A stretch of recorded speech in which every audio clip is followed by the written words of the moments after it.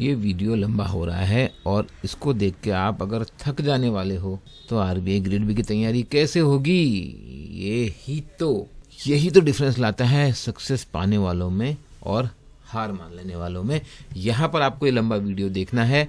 इसमें मैं बात कर रहा हूँ प्रीवियस ईयर क्वेश्चंस 2023 के आरबीआई ग्रेड बी एग्जाम में जो पूछे गए हैं। और अगर आपको आरबीआई के बारे में कंप्लीट जानकारी लेनी है, होती क्या है आरबीआई ग्रेड बी ऑफिसर की जॉब, आधे लोग को तो ये भी नहीं पता है कि ग्रेड ए ऑफिसर जूनियर होता है ग्रेड बी ऑफिसर से, ये काम क्या करता है, आरबीआई की इंपॉर्टेंस क्या है नेशनल इकोनॉमी में, और क्या सच में आरबीआई ग्रेड बी की सैलरी आईएएस ऑफिसर से भी ज़्यादा होती है, क्यों उसकी पोस्टिंग गाँव में नहीं होती है, किस तरीके से अपॉर्चुनिटीज़ मिलती हैं इंडिया से बाहर भी काम करने की, रेयर होती हैं, और आरबीआई के अंदर रहते हुए आप क्या क्या काम कर सकते हो। सेंट्रल बैंकिंग आरबीआई जो है वो कैसे डिफरेंट है कॉमर्शियल बैंकिंग से, सुपर रेगुलेटर क्यों बोलते हैं आरबीआई को, और कैसे ये तैयारी करनी है, सबसे इम्पोर्टेंट क्या गलतियां नहीं करनी है, इन सब प्रश्नों का उत्तर क्यों एक आरबीआई ग्रेड बी की तैयारी करके आप सारे एग्जाम की तैयारी कर सकते हो, मैं बात करूंगा वर्कशॉप में सुशील रगाड़े सर और मेरे से डायरेक्ट सुनिए 101 बात करेंगे सैटरडे 8 PM। लेकिन इसके लिए आपको रजिस्ट्रेशन करना पड़ेगा। ऑफ कोर्स इसका चार्ज नहीं ले रहे हैं हम, सीट्स लिमिटेड है, तो आप डिस्क्रिप्शन में दिए गए लिंक पर रजिस्ट्रेशन कर लो। प्रश्न बात कर रहे हैं एफएम में कैसे प्रश्न आते हैं, ध्यान से सुनना, मैं आपको एक्सप्लेनेशन भी बताऊंगा और ये भी बताऊंगा किस तरीके से इसकी तैयारी करनी है। These are real exam questions. People who are disciplined and organised belong to which type of personality as per the OCEAN model. Very simple question. अगर आपको ओशियन मॉडल की फुल फॉर्म पता है, O is openness to experience, यानी कि आप कितने willing है नई चीज सीखने के लिए, कितनी क्यूरियोसिटी है आपके अंदर, हाई क्यूरियोसिटी है, हाई क्रिएटिवनेस है, एडवेंचरस है, तो आप ओपन हैं। चलो स्काई डाइविंग करते हैं और चलो एक पोएम लिखते हैं। और जिनके अंदर लो ओपननेस है, अरे ये ठीक है भाई, सालों से चला आ रहा है। सी इज कॉन्सेंटियसनेस, यानी कि हाई है अगर तो कितने ऑर्गेनाइज्ड हैं, कितने डिटेल ओरिएंटेड हैं, कितना आप प्लान रखते हैं।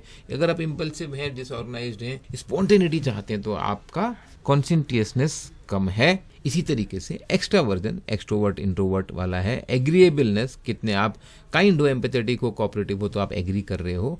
अगर लो है तो आप क्रिटिकल हो, कॉम्पिटिटिव हो, जैसे मैं अपनी फ्राइज शेयर नहीं कर रहा हूं, आप अपनी लेके आओ। न्यूरोटिसिज्म कहलाता है emotional stability, tendency towards negative emotions. अगर आपकी हाई है, आप एंजियस हो, आप मूडी हो, प्रोन टू स्ट्रेस, बहुत बड़ी प्रॉब्लम हो जाती है आजकल की जनरेशन में, तो बहुत ही जल्दी लोगों को स्ट्रेस आ जा रहा है। मैं बहुत लोगों से सुनता हूँ, क्या मैं साइकेट्रिस्ट के पास चले जाऊँ? भाई कंट्रोल, ये छोटी छोटी बातों से घबराने का नहीं है। Be calm, be resilient, be emotionally stable. RBI की तैयारी में बहुत ही इंपॉर्टेंट है। अभी पता लगेगा इस वीडियो को आप कितना ध्यान से सुन पाते हो, कितना आप अपने ऊपर कंट्रोल लेते हो। तो ओशियन मॉडल, अभी तो पहला ही क्वेश्चन डिस्कस हुआ है। OCEAN model is this trait who are disciplined and organised, हो गए कॉन्शियसनेस। तो ओशियन मॉडल पढ़ा तो ये इजी लगेगा। अब दूसरा क्वेश्चन बताइए, the difference between emotions and exposed emotions is known as, ये भी सिंपल ही है, इसको बोलते हैं इमोशनल डिसोनेंस। डिसोनेंस हो रही है, अगर आपने कभी फिजिक्स में डिसोनेंस पढ़ी हो, occurs when there is a conflict between the emotions someone is truly feeling and someone is displaying. अब जैसे आप ऑफिस में हैं या इवन कई बार आप क्लास में पढ़ रहे होते हैं, अंदर से तो आपको बहुत प्रॉब्लम हो रही है, बट टीचर के सामने एक डिसिप्लिन रखना है। सेम वे ऑफिस में अगर आप हैं तो आपको एक डिसिप्लिन रखना है। आपको अपनी बॉस की बात अच्छी नहीं भी लग रही है ना, फिर भी कई बार मुस्कुराते हुए जवाब देना है, यस सर। तो that creates emotional dissonance. You are maybe sometime frustrated internally, true emotion, but politely behave कर रहे हैं। ये भी मैनेज करना आना पड़ता है। लेकिन अगर ये बहुत लंबे समय तक हो रहा है, देखिए इम्पैक्ट समझिए, it can lead to distress, then burn out हो जाते हैं लोग, थक जाते हैं, चाहे वो जॉब की बात हो, चाहे वो एग्जाम प्रिपरेशन की बात हो। तो ये भी क्वेश्चन आ जाएगा आपको। Third question, the theory which focused on consequences of greater good and evil. अब ये वाला मेरे हिसाब से थोड़ा सा आसान है, अगर आपने ठीक से पढ़ाई करी है तो यह है थियोलॉजिकल थ्योरी। और हम सब ने कहीं ना कहीं, specially we being Indians, have studied about spiritualism, about religion. तो थियोलॉजिकल थ्योरीज क्या कहती हैं? कहती हैं moral principles and truths that derive from God and divine will. ये तो ईश्वर की इच्छा है, ये तो खुदा की मर्जी है, ये तो गॉड्स विल है। Right wrong based on the alignment with the divine commandment और पर्पजेस। तो रिलीजियस ट्रेडिशन जैसे चाहे क्रिश्चियनिटी हो, इस्लाम हो, जुडिज्म हो, हिंदुइज्म हो, सब में ये एक आइडिया होता है, एक डिवाइन कॉन्सेप्ट का। थियोलॉजिकल थ्योरीज होती है। Kind of value, fourth question, which shows concern for other. ये तो आसान है, दूसरों के लिए कंसर्न, कंफ्यूज नहीं होना है ज्यादा। ये ना तो एथिकल बात है, देखो बहुत छोटे छोटे टर्म हैं, आप बहुत बार यूज करते होगे, but you have to understand every word very carefully. दूसरों के लिए कंसर्न होता है केयरिंग होना, ना तो ये एथिकल है, ना इंस्ट्रूमेंटल है। इंट्रेंजिंग एक्सटेंजिंग तो समझते ही हो आप, उसका भी इससे कुछ लेना देना नहीं है। इंस्ट्रूमेंटल वैल्यू होती है मैनेजमेंट में, values and believe that serve as means to achieve a desired end और ए गोल। ये अपने लिए, केवल अपने लिए नहीं होती हैं values, but are valuable because they help in attaining other objectives और आउटकम। पांचवा प्रश्न है, what role does the principle of transparency play in corporate governance. अब पहले तो आपको कॉर्पोरेट गवर्नेंस पता होनी चाहिए, फिर यहाँ पर अगर आप ट्रांसपेरेंसी की बात करेंगे, ये क्या करता है, देखिए, एनहांसिंग कॉर्पोरेट सीक्रेसी। अब ट्रांसपेरेंसी से सीक्रेसी कहाँ, मतलब वो तो ट्रांसपेरेंसी करने की बात कर रहे हैं ना। टाइमली एंड एक्यूरेट डिस्क्लोजर, चलो मान लो ठीक हो सकता है। कंसीलिंग फाइनेंशियल इंफॉर्मेशन, क्यों भाई छिपाएगा क्यों transparency. Minimising shareholder involvement, हाँ मिनिमाइजिंग, ट्रांसपेरेंसी की बात कर रहे हैं हम, minimise none of the above. तो अब आप समझ सकते हो कि करेक्ट आंसर हो गया disclosure and timely and accurate disclosure, क्योंकि कॉर्पोरेट गवर्नेंस में ट्रांसपेरेंसी बहुत जरूरी है। Financial information, non financial also material information, जिससे कि कॉर्पोरेट गवर्नेंस में सारे स्टेक होल्डर्स को सही तरीके से इन्फॉर्मेशन पहुंचाई जा सके। छठा प्रश्न, alternative source of finance refers to non traditional methods, और इस पे आजकल क्वेश्चंस आते हैं। That businesses explore beyond conventional options to secure fund for their operations and expansion. Which of the following is not an alternative source of finance? तो अगर आपके समझ के लिए मैं ऐसे बताऊं कि किसी भी कंपनी के लिए फाइनेंस के दो सोर्स हैं। एक क्या है, डेट, लोन ले सकती है कोई भी कंपनी। दूसरा क्या है, इक्विटी। ये ब्रॉडर समझने के लिए सही है, लेकिन बहुत तरीके के हाइब्रिड इंस्ट्रूमेंट हो सकते हैं, और डेट और इक्विटी रेज करने के भी बहुत तरीके हैं। अब बहुत सिंपल है, डेट में आपने बैंक से लोन ले लिया, और इक्विटी में आपने कोई इन्वेस्टर जो आपके वेंचर कैपिटलिस्ट हो सकते हैं, या कोई और इंस्टीट्यूशनल इन्वेस्टर हो सकते हैं, या पब्लिक कंपनी है तो वो आईपीओ भी हो सकता है। लेकिन अब ये जो नए नए फाइनेंशियल इंस्ट्रूमेंट आ रहे हैं, alternative source of finance like crowd funding, peer to peer lending, dark pool investment, venture capital, तो मैं अभी बोला। None of these, which of the following is not, तो ऑफकोर्स ये सारे ही हैं, तो आंसर हो गया नन ऑफ दीज।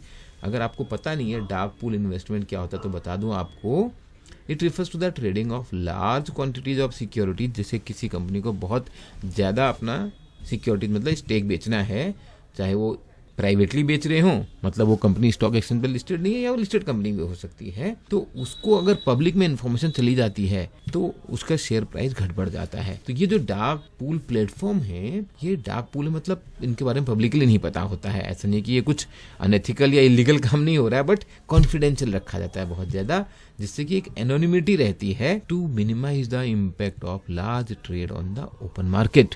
अगर पता लग गया कि सपोज अदानी फैमिली को अपने शेयर्स बेचने हैं, अब अगर पब्लिक में न्यूज़ पहले से आ गई कि ये तो यहाँ बेचने जा रहे हैं, तो उसका शेयर प्राइस गिर जाएगा ना। तो इस तरीके के जो बड़े ट्रांजैक्शंस होते हैं वो डार्क पूल इन्वेस्टमेंट के थ्रू किए जाते हैं। नेफिट पर एक क्वेश्चन है, नेफिट का एग्जाम भी हुआ था अभी रिसेंटली। तो ये क्या है, एक डीएफआई है, डेवलपमेंट फाइनेंशियल इंस्टीट्यूशन है, regulated and supervise all India financial institution by RBI under section 45L and 45N of RBI Act. What is the primary role of NAFID? बहुत आसान क्वेश्चन था मेरे हिसाब से। तो ये क्या हो सकता है बताओ, देखो ऑप्शन एलिमिनेट करो। ओवरसीइंग नेशनल बैंकिंग रेगुलेशन, अच्छा जी ये आरबीआई इसको दे दिएगा काम। Promoting international trade, trade agreement के लिए होगा क्या ये, और वो भी इंटरनेशनल ट्रेड, तो ये भी नहीं होने वाला है। Facilitating infrastructure funding and development, full form याद है आपको नेफिड का? अगर याद है थोड़ा सोचो तो आपको समझ में आ जाएगा। This is going to be the right answer. Foreign exchange reserve कब से मैनेज करने लग जाएगा, आरबीआई करता है वो। NaBFID is national bank for financing infrastructure and development, केवल अगर फुल फॉर्म याद है तो ये आपके लो हैंगिंग फ्रूट्स में से एक हो गया। इसका मिशन ही है enable infrastructure financing with N emphasis on innovation, environment and sustainability. अब आगे पैराग्राफ बेस्ड क्वेश्चन, जिनसे आपको डर लगता है अभी आपको बताता हूँ, अच्छे से सुनो। देखो थोड़ा लंबा वीडियो है बट ऐसे मेहनत करके ही एग्जाम निकलता है। स्ट्रेटजी की बात 3 मिनट में आपने कर ली और निकल जाएगा एग्जाम, ऐसा होगा नहीं। स्ट्रेटजी का मतलब है कि पहले डीप घुसना पड़ेगा। तो एक क्वेश्चन पे बात करते हैं। ये रहा एक पैराग्राफ पीएमजेडीवाई पर है, प्रधानमंत्री जन धन योजना। क्वेश्चन को आप पहले पढ़ लो जब आप सॉल्व करने जा रहे हो एग्जाम में।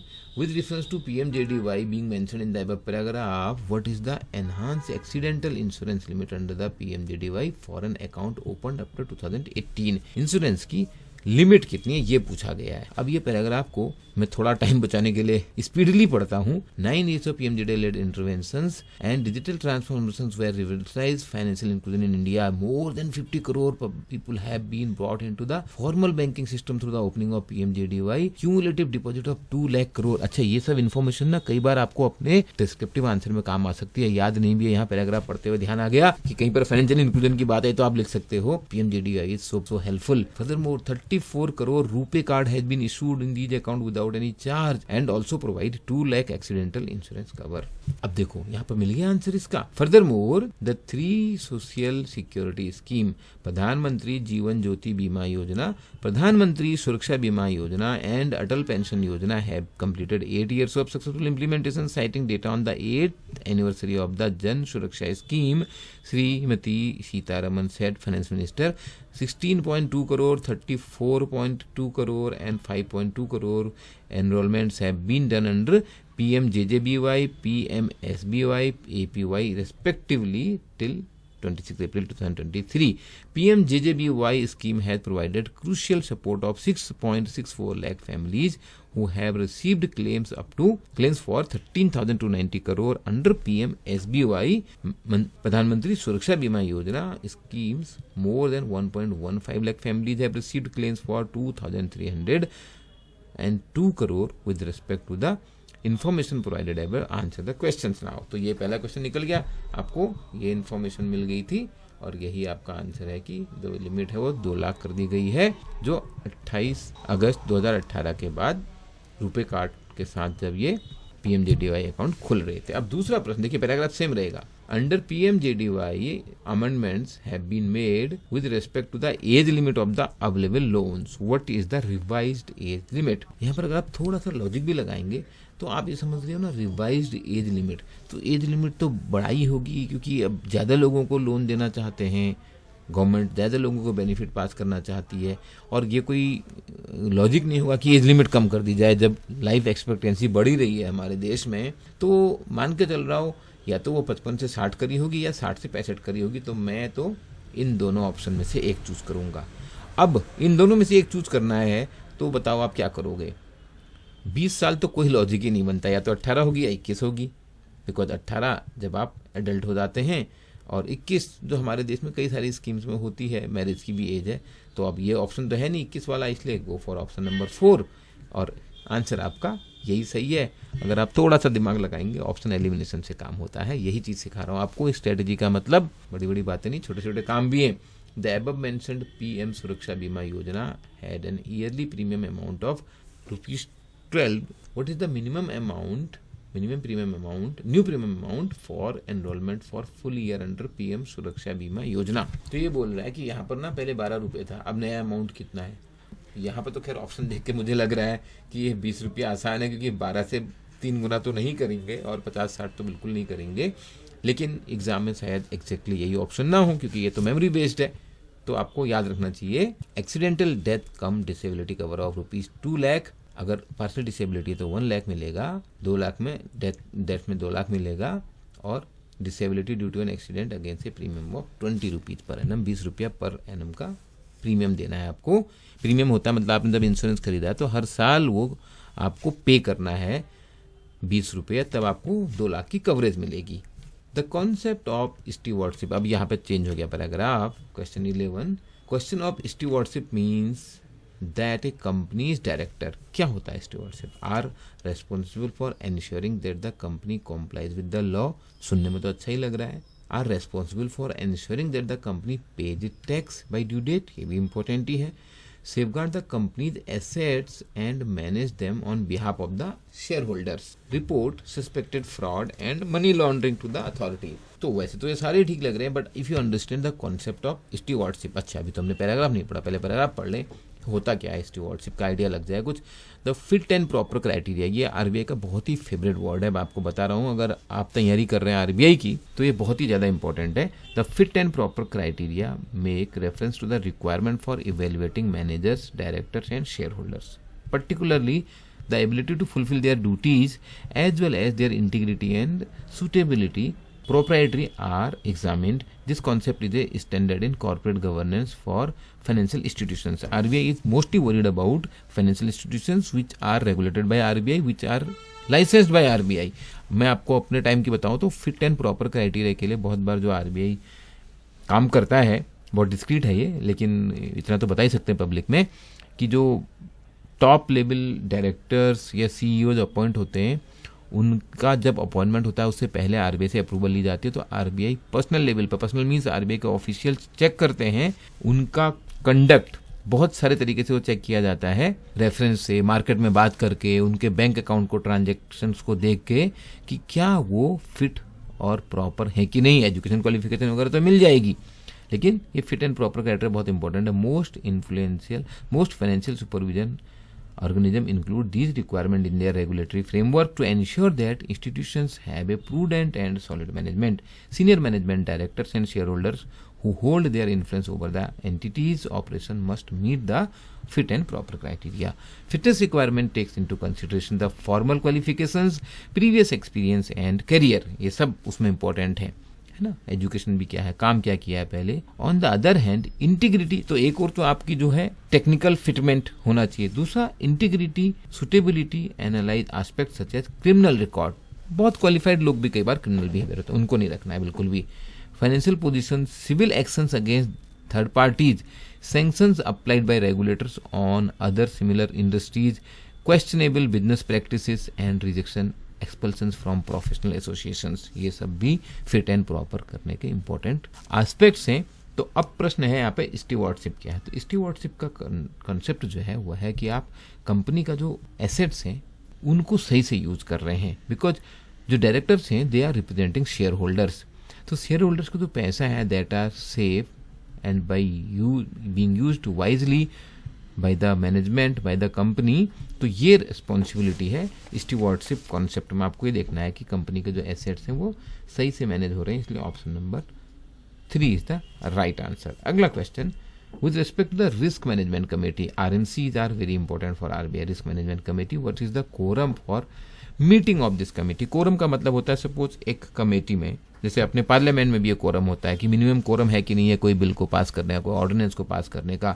किसी में वो हाफ चाहिए होता है, 50% लोग चाहिए होते हैं, 1/3 लोग चाहिए होते हैं। ऐसे ही हर कमेटी के लिए, हर मीटिंग के लिए, हर बोर्ड के लिए कोरम होता है। तो यहाँ पे कोरम क्या है बोलता है रिस्क मैनेजमेंट कमेटी के लिए कि मिनिमम कितने लोग प्रेजेंट होने चाहिए कि कमेटी की मीटिंग कंडक्ट करी जा सके।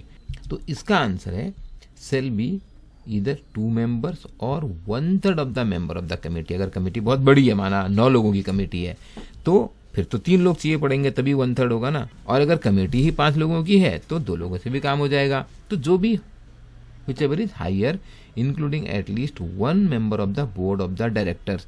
तो कमेटी में जो मेंबर्स होते हैं, जो कोरम है 2 लोग हों, अगर 2 हैं या 1/3 है, उनमें से एक जो बोर्ड ऑफ डायरेक्टर में भी है, क्योंकि जरूरी नहीं है रिस्क मैनेजमेंट कमेटी में सारे मेंबर्स बोर्ड ऑफ डायरेक्टर्स के ही हों, एक मेंबर कम से कम बोर्ड ऑफ डायरेक्टर का भी इसमें होना चाहिए। ये गाइडलाइन आपको पता होनी चाहिए, क्योंकि रिस्क मैनेजमेंट कमेटी के थ्रू आरबीआई काफी कंट्रोल करता है फाइनेंशियल इंस्टीट्यूशंस को, बैंक्स को। फिर क्वेश्चन है who serves the chairman of the risk management committee. ये भी आरबीआई ने गाइडलाइन दी है, भाई किसको बनाया जाएगा रिस्क मैनेजमेंट कमेटी का चेयरमैन। अब सीईओ ही होगा क्या वो? सपोज आप ऐसे सोचो एचडीएफसी बैंक में एक रिस्क मैनेजमेंट कमेटी है। अब एचडीएफसी बैंक के सीईओ को कितना टाइम होगा कि वो आरएमसी की मीटिंग को हेड करेगा? नहीं, सीईओ बहुत ज्यादा ही हो गया। चीफ फाइनेंशियल ऑफिसर सीएफओ, ये भी मतलब सीएफओ को भी बहुत ज्यादा काम रहते हैं। और होता क्या है ना, ज्यादातर जो इस तरीके की कमेटीज होती हैं जो एक आउटसाइड पर्सपेक्टिव या जो डे टू डे ऑपरेशन से अलग पर्सपेक्टिव रखना चाहिए, रिस्क को देखना है, तो उसको बेटर होता है कि जो एग्जीक्यूटिव हैं, जो फुल टाइम सीनियर एग्जीक्यूटिव हैं, क्योंकि ये ऑर्गेनाइजेशन को चला रहे हैं, इनकी बजाय कोई ऐसा आदमी हो जो एग्जीक्यूशन में कम हो, whole time director nominated by the committee members. Yes, that is the right answer, क्योंकि whole time director evaluates the efficacy of the framework relating to the risk identification and mitigation. अब आप ये समझिए कि जो सीईओज हैं, जो सीएफओज हैं, ये तो काम कर रहे हैं, इन्होंने ही वो फ्रेमवर्क बनाया हुआ है, लेकिन एक होल टाइम डायरेक्टर क्या होता है, दो टाइप के डायरेक्टर होते हैं किसी भी कंपनी में। एक होते हैं जो पार्ट टाइम, मतलब वो केवल बोर्ड की मीटिंग में आएंगे, वो फुल टाइम काम नहीं कर रहे हैं, वो इंडिपेंडेंट डायरेक्टर हैं। लेकिन जो होल टाइम है वो उसी ऑर्गेनाइजेशन के अंदर, उसी बैंक के अंदर काम कर रहे हैं, लेकिन वो बोर्ड ऑफ डायरेक्टर भी हैं। तो वो होल टाइम डायरेक्टर आरएमसी का, रिस्क मैनेजमेंट कमेटी का चेयरमैन होगा। सीआरओ जो होता है वो बैंक का जो टोटल रिस्क होता है, बैंक की बुक में रिस्क एनालिसिस के फ्रेमवर्क आपने पढ़े होंगे, आपको पढ़ने पड़ेंगे इसमें क्योंकि इंपॉर्टेंट है वो, तो उसका इंचार्ज है, वो पूरे रिस्क मैनेजमेंट का इंचार्ज है CRO, chief risk officer. Which committee is mandated bye reserve bank of India under fit and proper criteria. बहुत ही इंपॉर्टेंट है ये। अब फिट एंड प्रॉपर क्राइटेरिया के लिए आरबीआई ने कमेटी बताया। अब ये तो आप गेस भी कर सकते हो, बहुत सारी कमेटी बनानी है, लेकिन फिट एंड प्रॉपर क्राइटेरिया में नॉमिनेशंस एंड रेम्यूनरेशन कमेटी। अब इसके नाम से आपको समझ में आ रहा है। तो नॉमिनेशन रेम्यूनरेशन क्या है कि अब नॉमिनेशन करना है, सपोज बैंक में बहुत टॉप लेवल ऑफिशियल्स का, सीईओ का नॉमिनेशन कौन करेगा, तो बैंक ही करेगा। आरबीआई नहीं बताता कि एचडीएफसी बैंक का सीईओ कौन बनेगा, बताएगा एचडीएफसी बैंक में एक नॉमिनेशन कमेटी होगी, बट फाइनल अप्रूवल आरबीआई से आएगी। ऐसे ही रेम्यूनरेशन की अगर बात है कि भाई सैलरी और कंपनसेशन कितना मिले टॉप के लोगों को, तो एक रेम्यूनरेशन कमेटी बनाने को बताया है आरबीआई ने। It is mandated by the reserve bank of India under fit and proper criteria, because it is very very crucial. ऐसा ना हो कि टॉप के लोग इतना अपने लिए रेम्यूनरेशन रख ले रहे हैं कि उसमें ओवरऑल जो इंटरेस्ट है इंस्टीट्यूशन के वो सेक्रीफाइस हो रहा है। तो ये जो कमेटी है, nomination and remuneration committee, recommend the candidate for leadership role, oversees their compensation and ensures that the overall composition of the leadership team complies with the regulatory standards, and this is aimed to improve the corporate governance, transparency and accountability in the financial institution with the ultimate aim of having stability and reliability in the financial system of the country. Correct answer, fourth. और ये तो सबसे आसान question रहेगा, what is the highest need as per the Maslow theory. ये अगर आपको Maslow की थ्योरी नहीं भी पढ़ी, कभी एग्जाम के लिए भी नहीं तैयारी करी, तभी भी पता होना चाहिए कि सबसे पहले आती है हमारी बेसिक नीड, रोटी कपड़ा मकान टाइप, फिर होती है सेफ्टी नीड, मुझे जॉब चाहिए, सैलरी चाहिए जो आज आप ढूंढ रहे हो, जब ये मिल जाएगी ना फिर आप ढूंढोगे लव, बिलोंगिंगनेस, फैमिली, शादी करनी है, मेरे को लाइफ पार्टनर नहीं मिला, दोस्त हैं धोखेबाज, ये चाहिए पड़ेगी। और जब वो पूरी हो जाएगी फिर मुझे पावर चाहिए, कॉन्फिडेंस चाहिए, अब मेरा स्टेटस चाहिए सोसाइटी में, आरबीआई में मुझे प्रमोशन चाहिए, और वो भी जब मिल जाएगा एक दिन, उसके बाद आप मे बी 15 साल, 10 साल, 20 साल बाद अब मुझे लाइफ में क्या करना है, सेल्फ एक्चुअलाइजेशन। तो यही इसका करेक्ट आंसर है, सबसे हाईएस्ट लेवल पे है सेल्फ एक्चुअलाइजेशन। और ये मोटिवेशन थ्योरी सबसे आसान, सबसे आसान है पूरे सिलेबस में। How many elements are there in the David McClelland theory. Oh, इस बार में पैराग्राफ पढ़ना भूल ही गया, सेम पैराग्राफ है एक्चुअली, इतना इजी क्वेश्चन था। तो motivation plays a pivotal role in the corporate environment, serving as a driving force that propels individual and teams towards enhanced performance and productivity.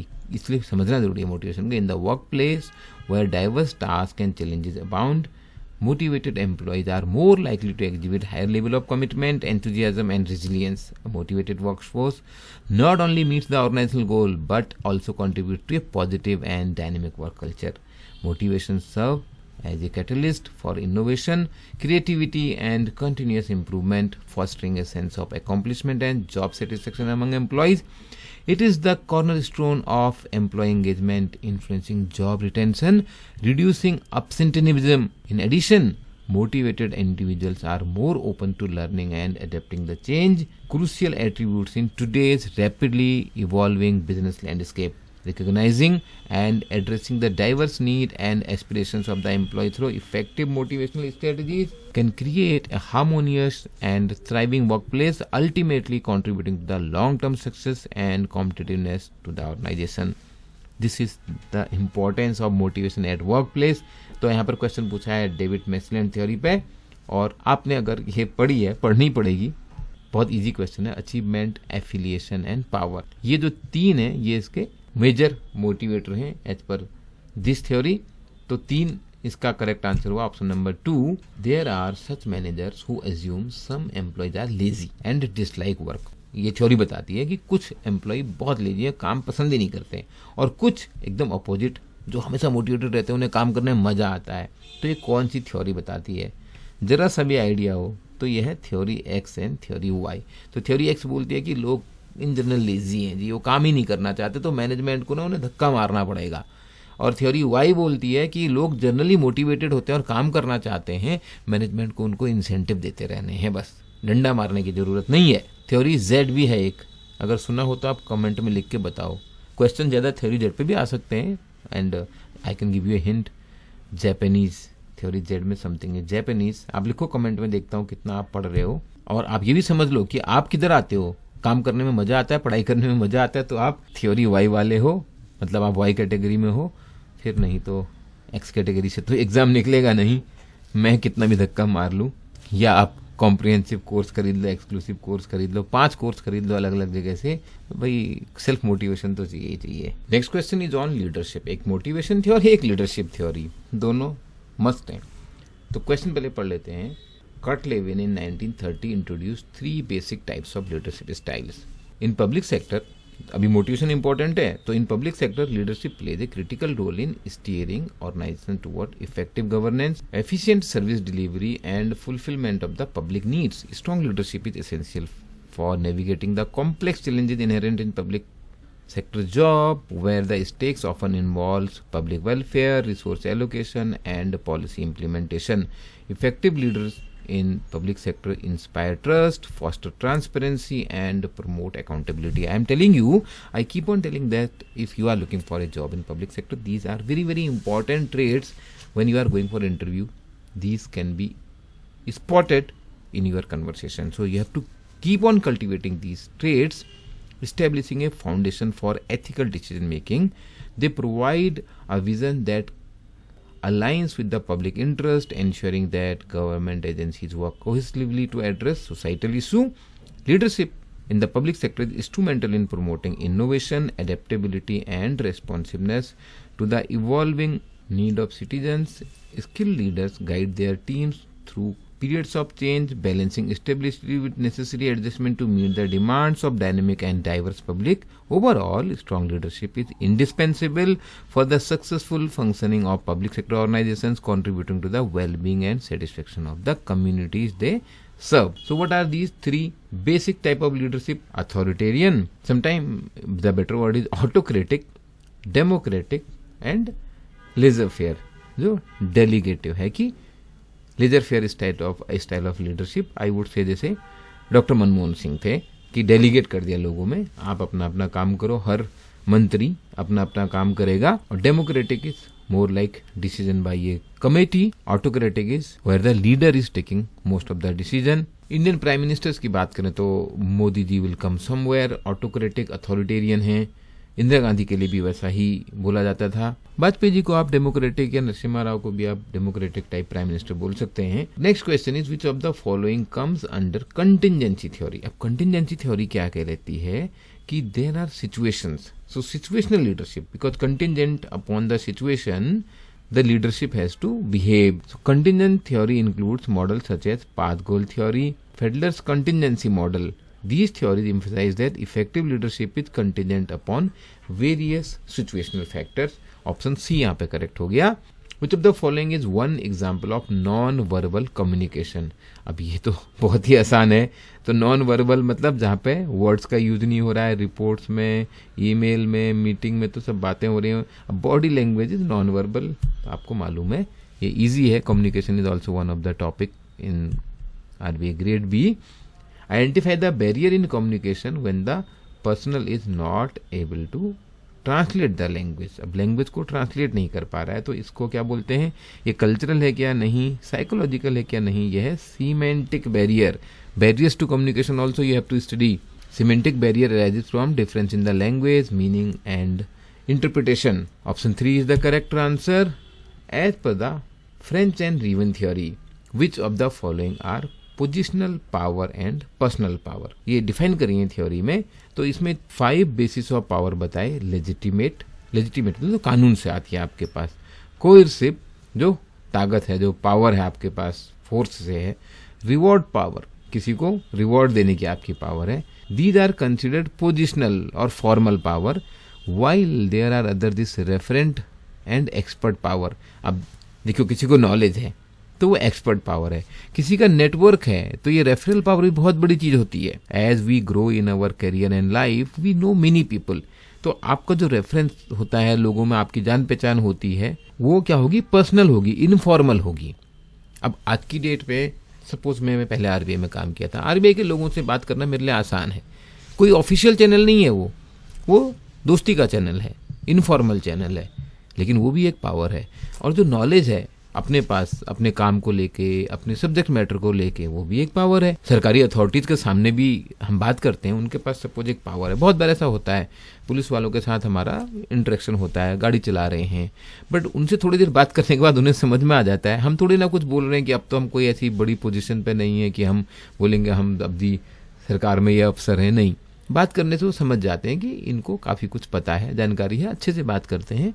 कभी भी ऐसा नहीं होता कि एक दूसरे को समझ ना पाए। तो इन पावर को भी समझना है, बिकॉज बहुत बार ना नॉलेज की जो पावर है उसको हम उतना इंपॉर्टेंस देते नहीं है। जैसे आप अभी तैयारी कर रहे हैं, आपको लग रहा होगा जिस दिन मेरे पास वो जॉब आ जाएगी ना, उस दिन बताऊंगा मैं। और ये बहुत होता है गवर्नमेंट जॉब वालों के साथ। बट देखिए, हर पावर का अपना एक इम्पोर्टेंस है, और ये थ्योरी आपको समझनी है यहाँ पे इस तरीके के क्वेश्चन को आंसर करने के लिए। तो ऑप्शन नंबर ए ठीक हो गया। ये है interesting question. Company A has net income of 50,000, total asset है 5 lakh, what is the ROA? बहुत ही सिंपल। ऐसे कई बार ना फाइनेंस का जैसे ही एक क्वेश्चन आया, कुछ रेशियो या फाइनेंस का नंबर देके घबरा जाते हैं। ROA का फुल फॉर्म क्या है? रिटर्न ऑन एसेट लिखा हुआ है यहाँ पे, रिटर्न ऑन एसेट्स। एसेट्स कितने लिखा हुआ है? 5 लाख, ठीक है ना, 5 लाख। रिटर्न मतलब उस पर जो इनकम हुई वो ही है 50,000। बस ये निकल गया आपका ROA। सपोज किसी ने 5 लाख रुपए लगा के फैक्ट्री लगाई और 50,000 की कमाई हो गई, तो उसका ROA हो गया 10%। सिंपल है। ऐसे ही सिंपल क्वेश्चन आते हैं। फाइनेंस के नाम पर लोग घबरा जाते हैं, और मैं आपको बता रहा हूँ, आप स्कोर देखिए, प्रीवियस ईयर के फाइनेंस में ज्यादा स्कोर होता है।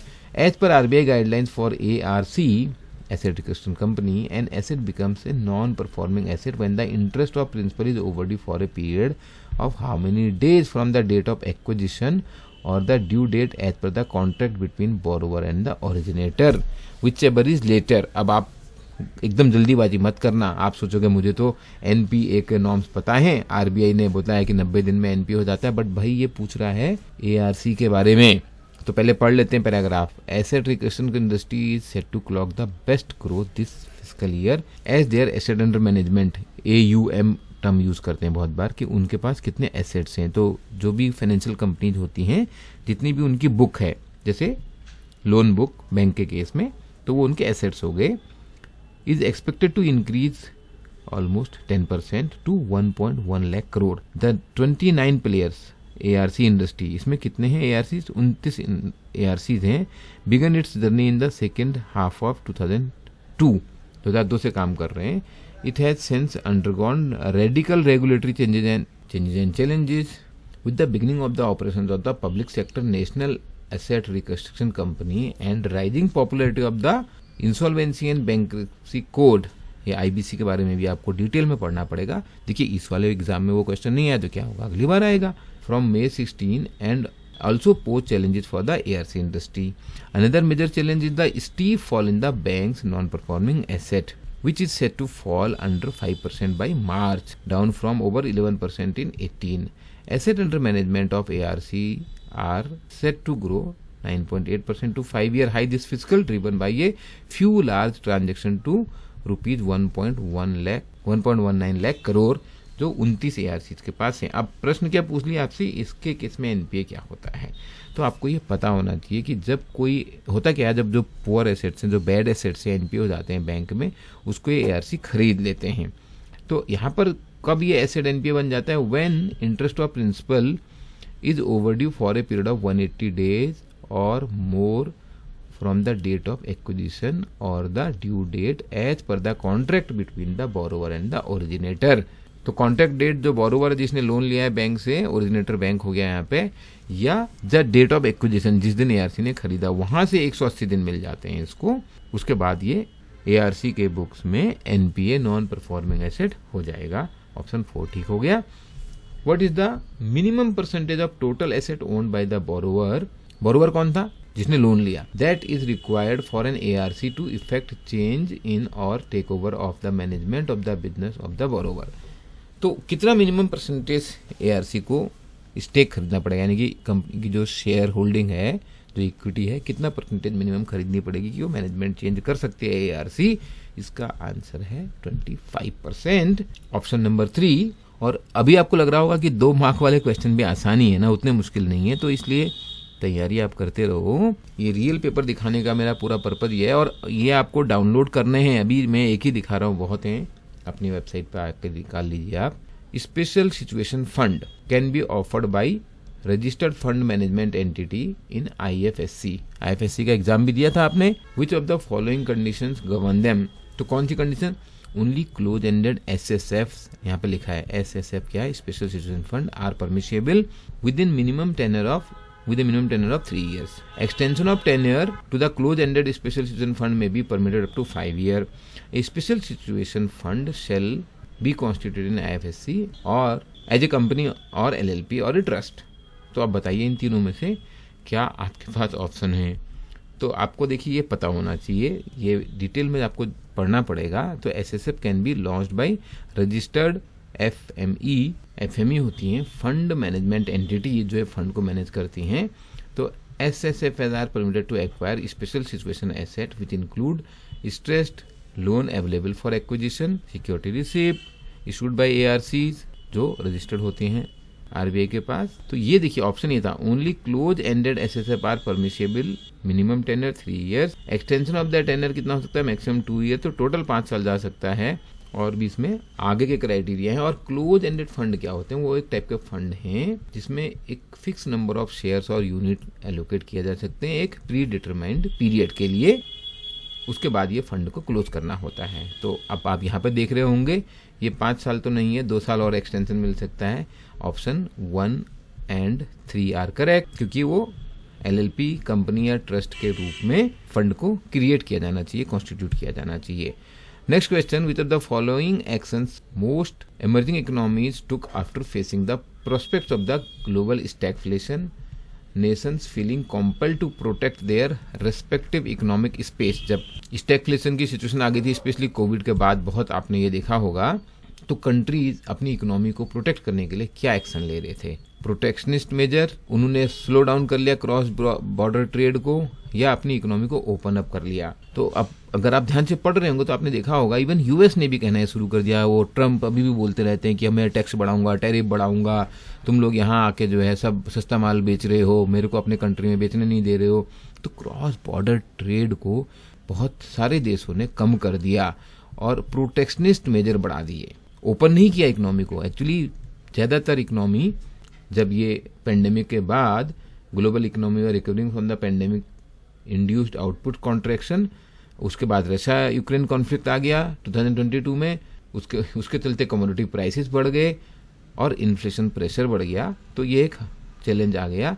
इससे जो मॉनिटरिंग टाइटनिंग शुरू कर दी लोगों ने, अब इन्फ्लेशन बढ़ रहा था तो मॉनिटरी टाइटनिंग हो गई, भाई इंटरेस्ट रेट बढ़ा दिए। तो उससे क्या हुआ, जब यूएस ने इंटरेस्ट रेट बढ़ाना चालू कर दिया, यूएस में वापस पैसे चलने लग गया। मतलब लोग यूएस में इन्वेस्ट करें, जब मुझे वहीं पर पैसा मिल रहा है तो मैं दूसरे कंट्री में इन्वेस्ट क्यों करूं? तो फंड फ्लो यूएस की ओर चला गया, उससे बोरोइंग कॉस्ट बढ़ गई और अपनी अपनी इकोनॉमी को बचाने के लिए क्रॉस बॉर्डर ट्रेड कम करने लग गए कंट्रीज, जिससे चैलेंजेस एक्चुअली बढ़ जाते हैं लॉन्ग टर्म में। But that has happened in the period after pandemic. अभी भी इस पे डिबेट्स चली रही है। तो option 1 and 2 are the correct one here. तो ऑप्शन 3 आपको सिलेक्ट करना है। Which of the following best describe the concept of arbitrage? Arbitrage क्या होती है? आर्बिट्राज बहुत सिंपल टर्म्स में ऐसे बोलूं आपको, फाइनेंस में भी, ट्रेड में भी यूज किया जाता है। आपको, आपने कहा दुबई गए थे, वहां पे सोना जो है 70,000 रुपया 10 ग्राम मिल रहा था और यहाँ पे आपको 72,000 मिल रहा है, 72,000 मिल रहा है, वहाँ 70,000 मिल रहा था, आप वहाँ से लेके आ गए, सोना यहाँ बेच दिया, 2,000 पर 10 ग्राम फायदा हो गया। ये सिंपल आर्बिट्राज है। तो किसी भी दो मार्केट्स में, अब फाइनेंशियल मार्केट की बात करूंगा यहाँ पे, किसी भी दो मार्केट में if there is a price difference of the asset between two और मोर मार्केट, तो यहाँ से लेके वहाँ बेच दो, दैट इज कॉल्ड आर्बिट्राज। और ऐसा होता है आज के डेट में, because markets are electronic, trades are happening electronic, there are price difference for a fraction of seconds. People have automated algorithm which are working and finding out the arbitrage. वो fraction of second में एक जगह से खरीद कर दूसरी जगह cell कर देते हैं। आज भी आर्बिट्राज होती है, but as the system is becoming more efficient, arbitrage कम होती जा रही है, उसका टाइम कम होता जा रहा है। ये एक स्ट्रेटजी है प्राइस डिफरेंस को कल्टीवेट करने का। अब आप देखिए ऐसे ही फॉरेक्स से अलग अलग कंट्रीज के अलग अलग दाम चल रहे हैं, बॉन्ड हो, इक्विटी हो, तो arbitrage is basically taking advantage of the difference in the price of the asset in the two market. Next is, which of the following accounting rules can roughly estimate how many years given sum of money must earn at a given compounded annual interest rate in order to double the initial amount. अगर आपने ये पढ़ा नहीं है, कभी सुना नहीं है, तो प्लीज़ इसको ध्यान रखो, ये आप डे टू डे लाइफ में यूज़ कर सकते हो। कई बार आपके फैमिली वाले भी पूछेंगे, तो this is called rule of 72। मेरा पैसा कितने साल में डबल हो जाएगा, ये रूल यूज़ करता है उस काम को। बट ये 100% मतलब इसकी एक्यूरेसी का लेवल ना मोर और लेस ठीक होता है। सपोज आपने ऐसा बोला कि इंटरेस्ट रेट है 12%, किसी चीज़ पे मिल रहा है 12%, तो इसका मतलब रूल ऑफ 72 क्या कहता है, 12% इज द इंटरेस्ट रेट। तो 12 से आप 72 को आप 12 से डिवाइड कर लो, तो 6 ईयर में आपका पैसा डबल हो जाएगा।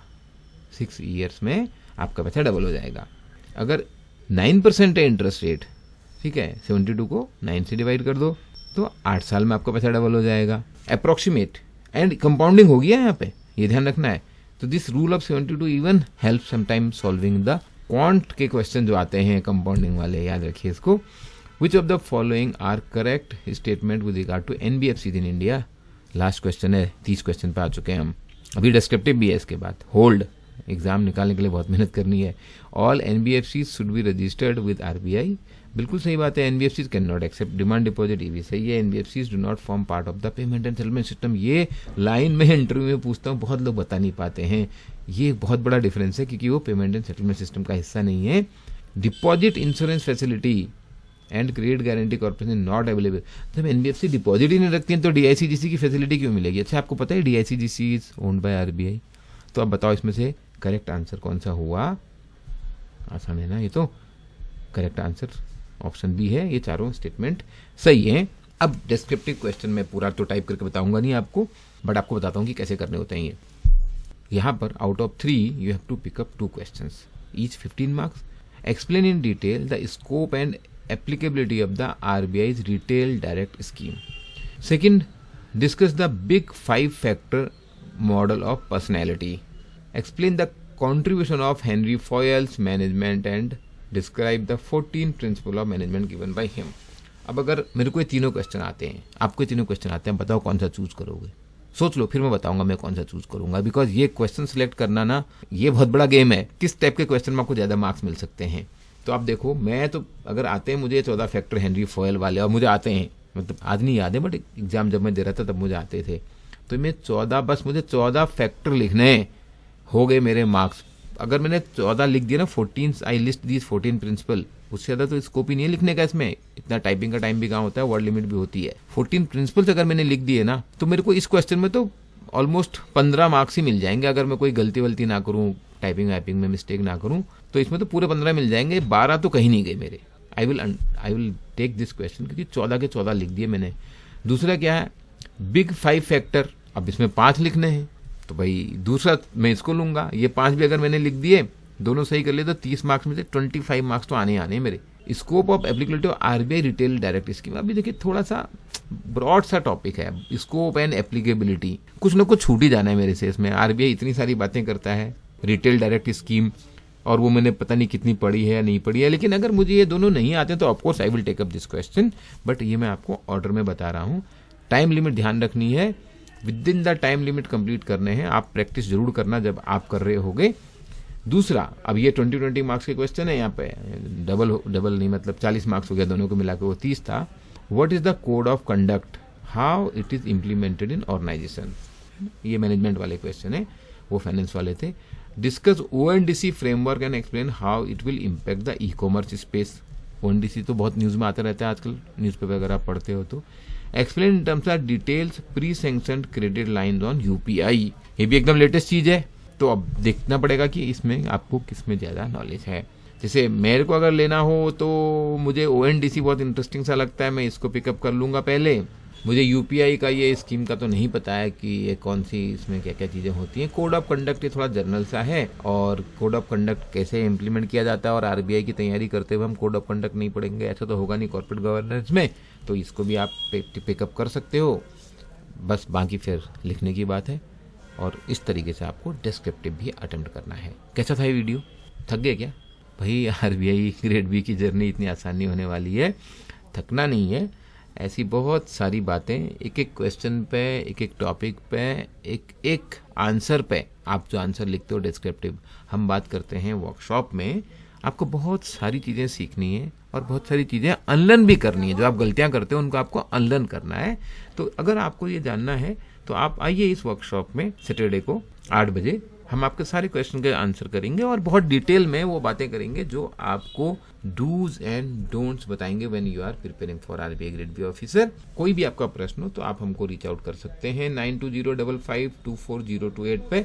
I wish you all the best for your preparation. अगर आप यहाँ तक आ गए हैं वीडियो में तो इसका मतलब सीरियस तो आप हैं। आप जरूर फायदा उठाइए एग्जाम बी लर्निंग एक्सपीरियंस का। And if you like this video please press the like button, subscribe to the channel, keep doing hard work, good luck.